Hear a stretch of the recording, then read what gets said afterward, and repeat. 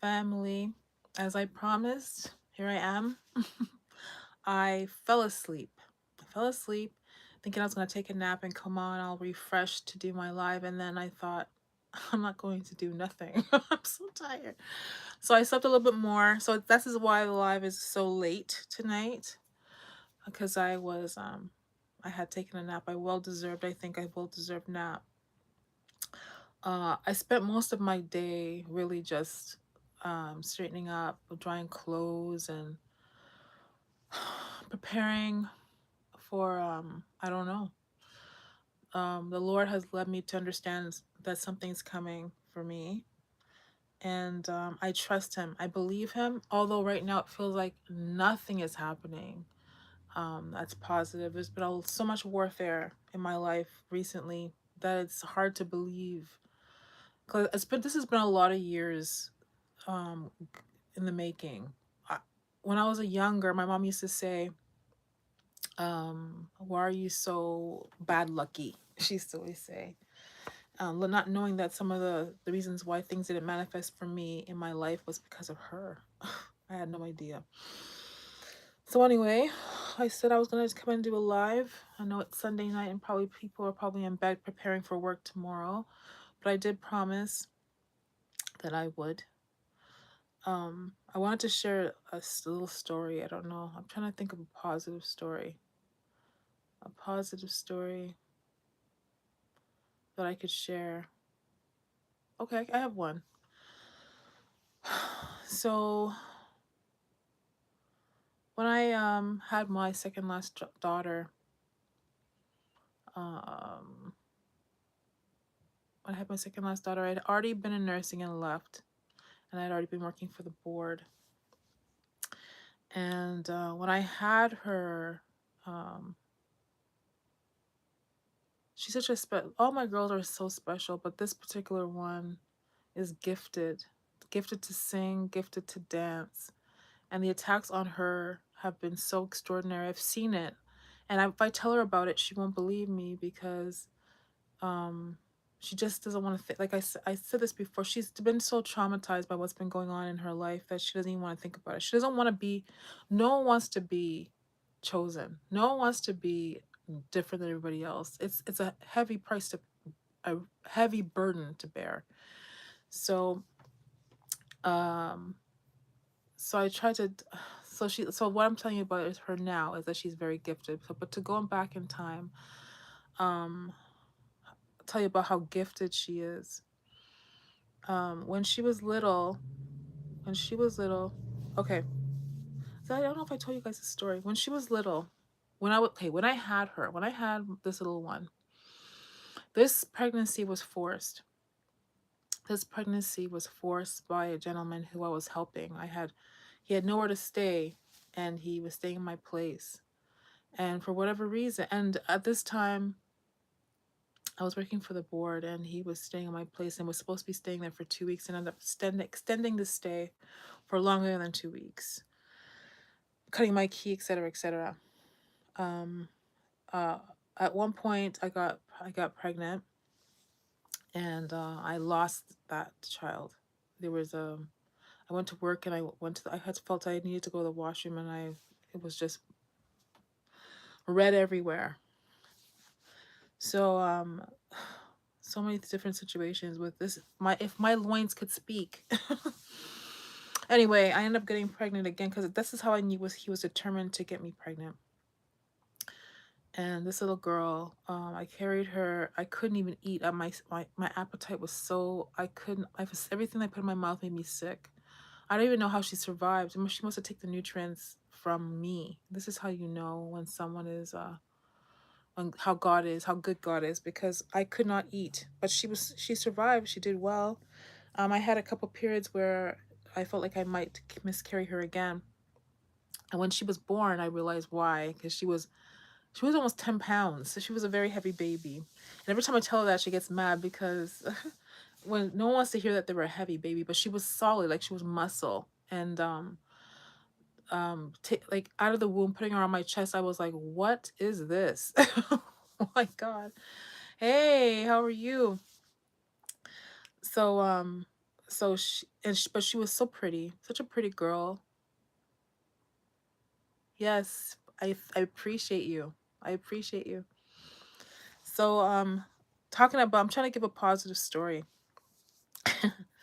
So my third daughter was born under duress. Like, I didn't have plans to have a child with this person, and after having her, then I decided to try and make the relationship a relationship. Anyway, over the course of the time that I was raising her, was to discover that she was a little star, that she had gifts, that she was very limber. She could put her foot, what, okay, when you put her in the crib to sleep, she used to sleep with her foot behind her head, like acrobatic, like she used to sleep in a curve. And in my tummy, oh, my name is Deborah. Oh my goodness, I am so sorry. You know what? When I first started to do this channel, I used to I didn't know why God led me to do the channel. So I wanted to do a channel just like everybody else. And so I had an intro. I should probably post the intro. I had an intro and I had music and I talked about myself. I didn't even know where I was going with it. I just started to talk. And since then, because of the warfare of my life, I kind of just come on and start talking. I need to have an intro. For to say my name, because people come on all the time that have never seen me before, met me before. So my name is Deborah. My name is Deborah, and this is You Are Made Marvelously. I don't even remember when I started the channel, but all I know is that it took years for me to decide that it was really God telling me to do the channel. I had told my daughter, you know what, because they're so gifted. I said, you know what, you guys should do a channel. So the two little ones were, I guided them to do a little channel. They had their dolls and stuff. Oh, thank you so much. I try to be. I am. I don't see the benefit in not being honest. I'm very straightforward with what's gone on with me. I believe that if I am that way, that people won't feel ashamed to, if they don't have to share their story, they can actually embrace their story. That they won't feel ashamed of the thing that they've done or gone through, unless they have been malicious and cruel. Maybe they should be ashamed there. But if they're just living their life and they've been misled, oh, thank you. Thank you so much. I appreciate you.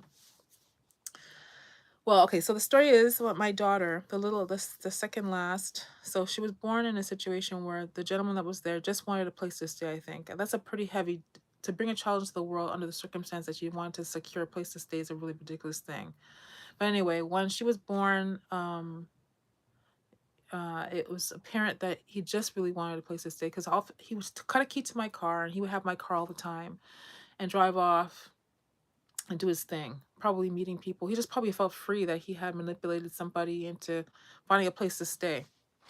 Anyway, we ended up finding a van at the dealership across the street for like $300. And so there ended up being two vehicles, one that he could drive and one that I could drive the kids around. Because at this time, with the three kids and myself, the vehicle was small now that I was usually driving. So anyway,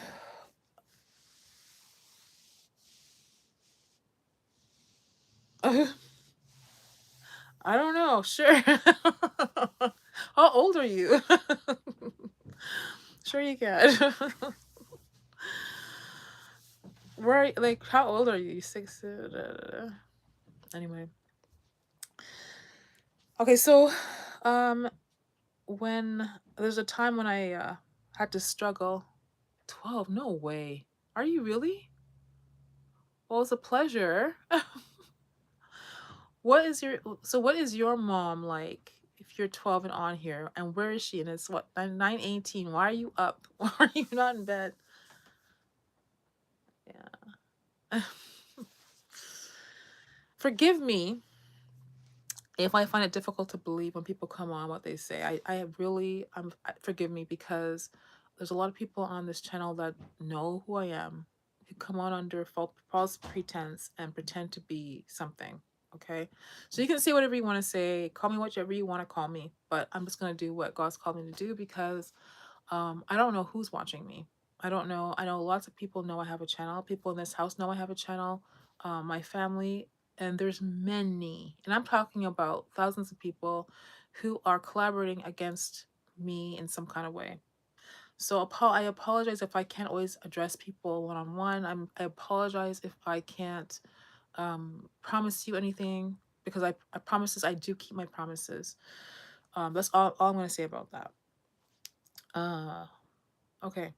So this little one, when I had to struggle with her and the baby, when no I had to struggle with her as a baby to get my girls on the bus to go to school. This is when I was maternity leave. And when I used to, at one point, I can't remember why, I was running late to get the girls on the bus, because if I didn't get them on the bus, I had to drive them. And with the baby, it was so hard to get them to school on time. And if you get them to school late, you have to sign them in and da da da. So anyway, at one point, I had to rush them downstairs.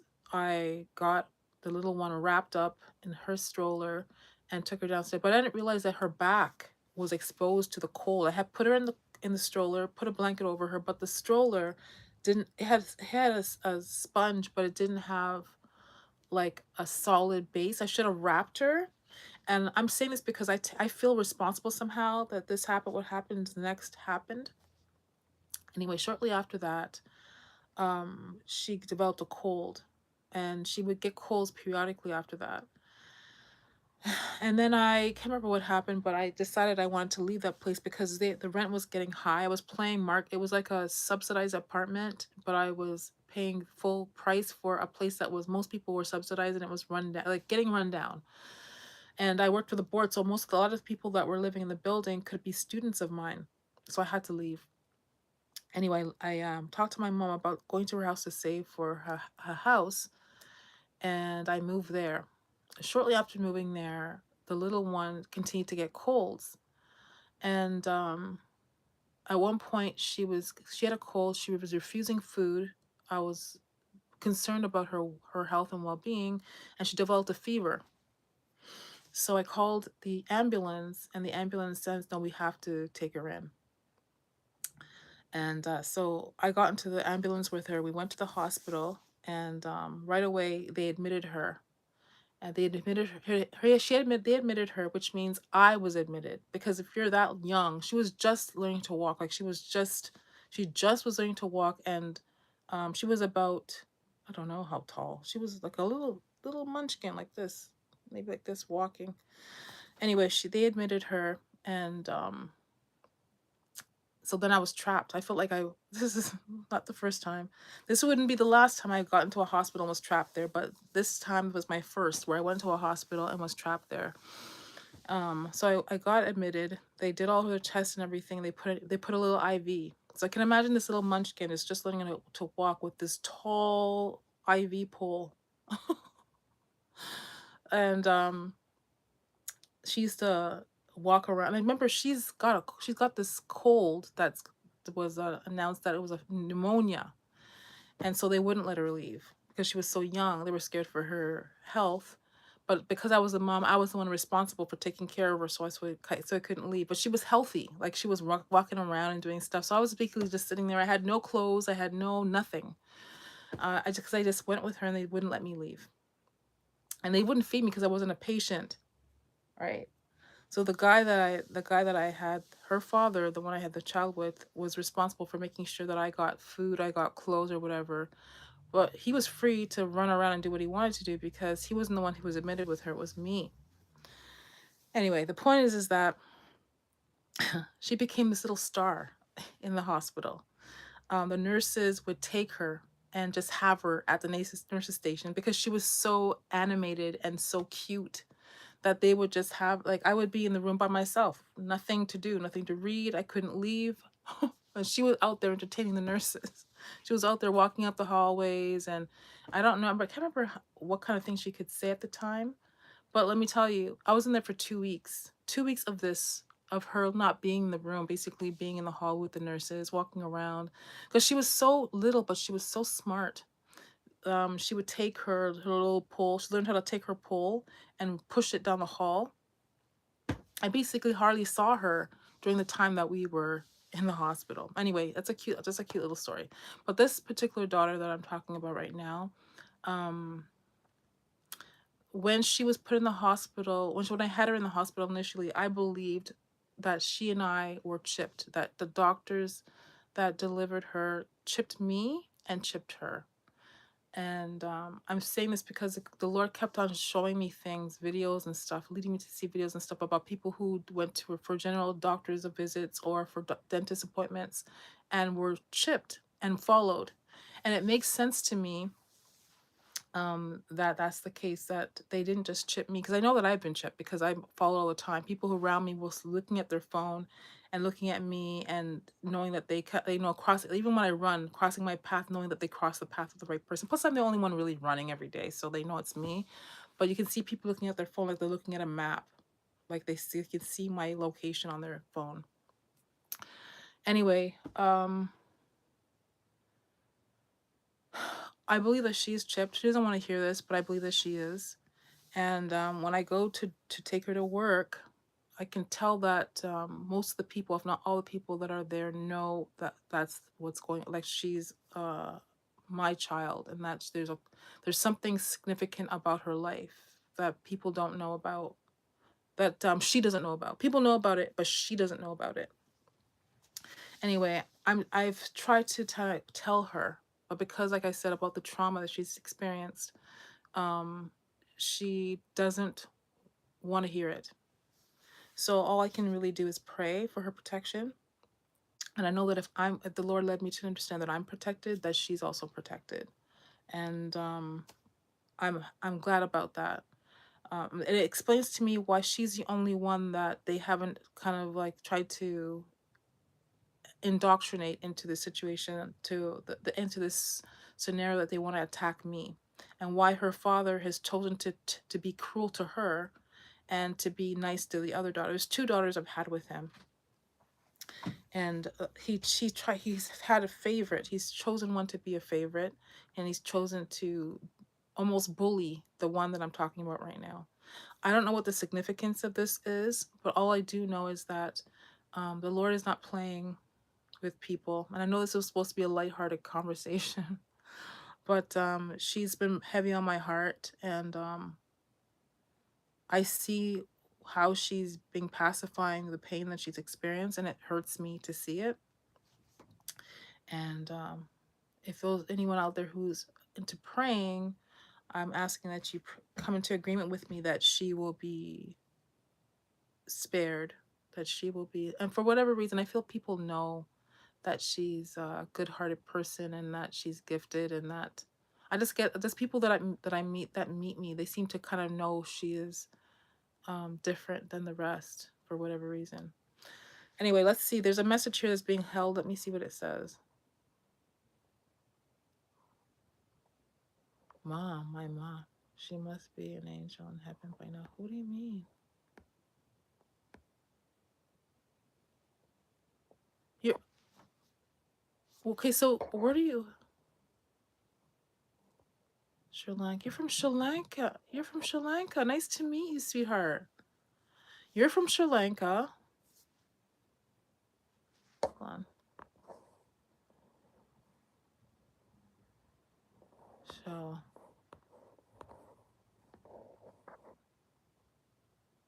oh, I don't know why they're holding your comments. That's not right. My daughter, this daughter right now, she is in her, how old is she now? This is wrong. She is 21. She's 21, and she's a supervisor where she works. So she opens the store at a store that's a name that people know.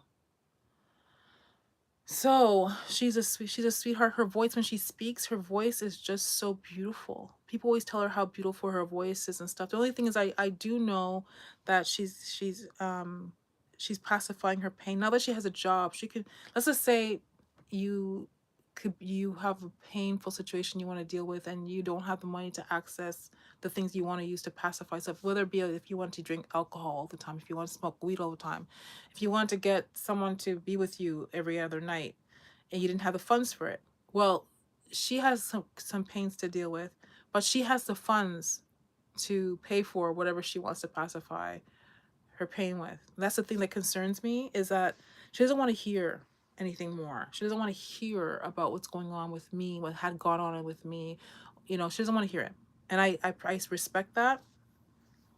But what I'm going to say is that she has the funds to be able to pacify her pain. And I'm praying that, and that's a spirit, when you go through sadness and it becomes something more, where you have to use other substances to deal with the pain. And it's not bad substances. I'm not going to discuss what I think it is, but I know for sure that she's pacifying her pain.